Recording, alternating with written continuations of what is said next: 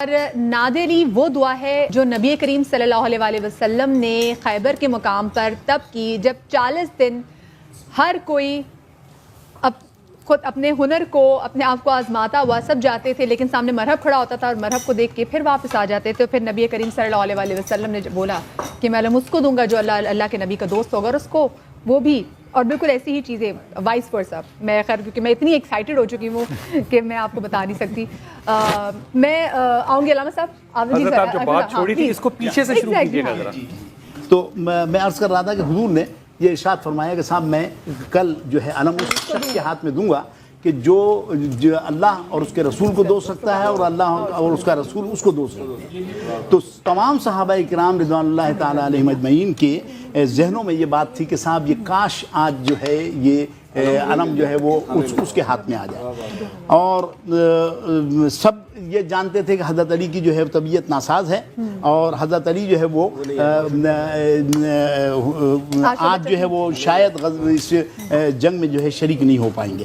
تو حضور نبی اکرم صلی اللہ تعالیٰ علیہ وسلم نے اس وقت یہ جملے ارشاد فرمائے کہ ناد علیم مظہر العجائب تجدہ عونا لک فی النوائب کل ہم و غم سینجلی بولایتک یا علیو یا علیو یا علیو۔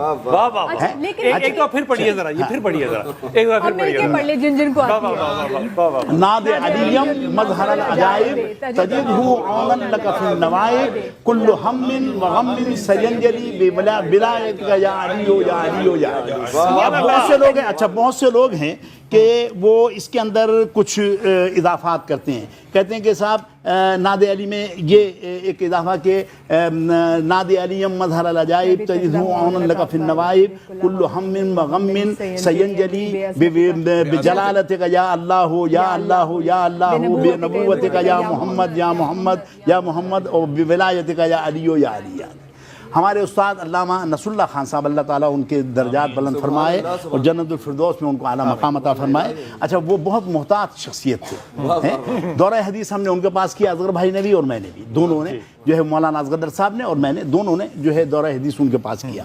وہ جامعہ رضویہ شمس العلوم میں اس وقت دورہ حدیث کروایا کرتے تھے، اور جو طلبہ سن رہے ہوں اگر میری بات کو تو وہ بھی اس کے گواہ ہیں، اور اصغر صاحب تشریف لائیں گے تو انشاءاللہ میں ان سے بھی یہ اس کی تصدیق آپ کو کروا کے دوں گا۔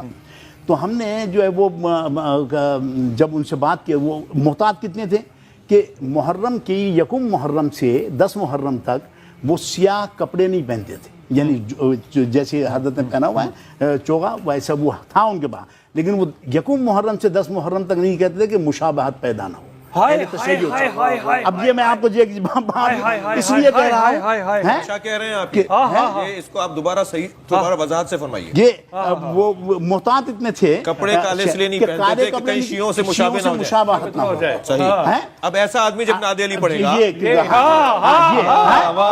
ہم نے ان سے پوچھا کہ صاحب وہ انہوں نے کہا کہ ناد علی پڑھ کے، اچھا ہم سے کہا کہ ناد علی پڑھ کے سناؤ، ہم نے سنائی، اور یہی جو بڑی والی صورت تھی وہ ہم نے سنائی ان کو، جو جس کو بڑی کہا جاتا ہے۔ تو وہ جب سنائی تو علامہ نصر اللہ خان صاحب وہ افغانستان میں جو مجددی صاحب کی حکومت تھی اس کے سپریم کورٹ کے چیف جسٹس بھی رہے، بڑے بہت کیلیبر کے آدمی تھے، اور احادیث پر بڑا اچھا ان کا نظر تھی اور کام کر رہے تھے۔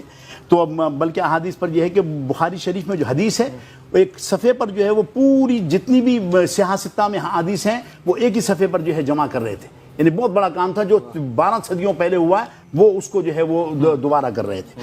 تو وہ انہوں نے کہا کہ صاحب یہ آپ یہ بتاؤ کہ اگر کوئی چابی ہے کسی تالے میں لگانی ہے آپ نے، وہ چابی جو ہے اس کے لیور کے مطابق نہیں ہوگی تالے کے، تو کیا تالا کھل جائے گا؟ ہم نے کہا نہیں کھلے گا بالکل ہے۔ تو انہوں نے کہا کہ یہ جو آپ ناد علی پڑھ کر سنائیے مجھے، یہ ناد علی نہیں ہے، ہاں یہ چار کہہ لیں گے یہ ناد علی نہیں ہے، اور ناد علی وہی ہے کہ ناد علیم بمظہر ناد علیم مظہر العجائب تجدہ عونا لک فی النوائب کل ہم و غم سینجلی بولایتک یا علی یا علی یا علی۔ کہنے لگے یہ ہے یہ، اور جب چابی صحیح لگائیں گے تو تالا کھلے گا۔ آپ پڑھتے رہتے ہیں اور کام آپ کے بنتے نہیں ہیں، وہ اس لیے نہیں بنتے ہیں کہ آپ جو ہے اس کا چابی صحیح نہیں لگا رہے ہیں تالے کی۔ صاحب کی مشکل میں جب بھی نادلی پڑھی جائے گی تو وہ سنت نبی ادا کی جائے گی. قرآن مجید میں ایک آیت ہے قل رب ادخلنی مدخل صدق واخرجنی مخرج صدق. اے میرے حبیب مجھ سے دعا مانگو.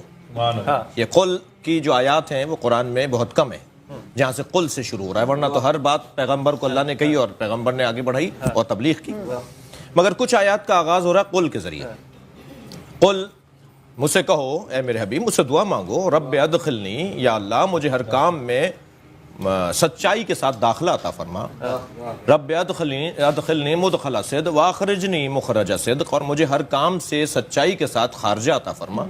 وجعلنی من لدنک سلطانا نصیرا، اور مجھے اپنی جانب سے مضبوط مددگار عطا فرما. نصیر کہا ہے، نصرت نہیں کہا ہے. ناصر اور نصیر میں کیا فرق؟ جی ناصر اور نصیر میں بھی فرق ہے، مگر یہاں پر نصرت اگر سرکار سے کہلوایا گیا ہوتا اللہ نے کہ مجھ سے نصرت مانگو تو سیدھا سیدھا ذہن جاتا کہ کامیابی ہو جاتی، کامیابی اور اللہ کی مدد. لیکن نہیں، اللہ تو اپنی طرف سے نصیر دے، یعنی ایسا مضبوط مددگار دے جو کبھی مدد کرنے سے ہاتھ نہ اٹھائے. ناصر کبھی مدد کرتا ہے، کبھی کہہ دیتا ہے مجھ سے نہیں ہو رہا، لیکن نصیر اسے کہتے ہیں جو ہر حال میں مدد کرے. تو جس نبی کا سایہ نہیں تھا اس نبی کے سایہ کو علی کہتے ہیں.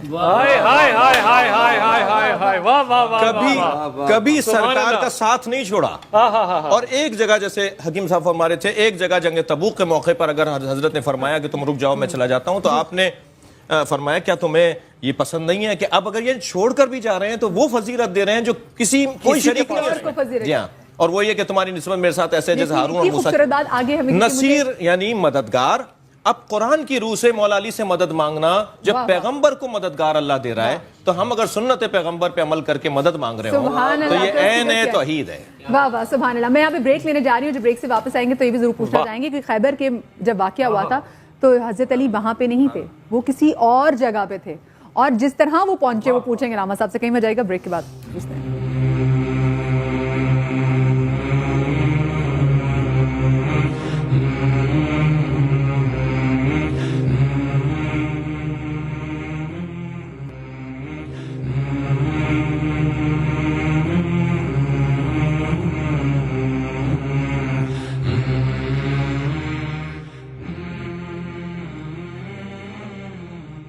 جی بسم اللہ الرحمن الرحیم. بریک کے بعد ایک بار پھر سے خوش آمدید. اور کیونکہ ہم بات کر رہے تھے خیبر کے واقعے کی، لیکن اب وقت ہمارے پاس اتنا کم ہے، ہم چاہتے باتوں کو تھوڑا آگے بڑھائیں کیونکہ فضائل اتنے ہیں، علی کے وصف ہیں اتنے، شمار کون کرے.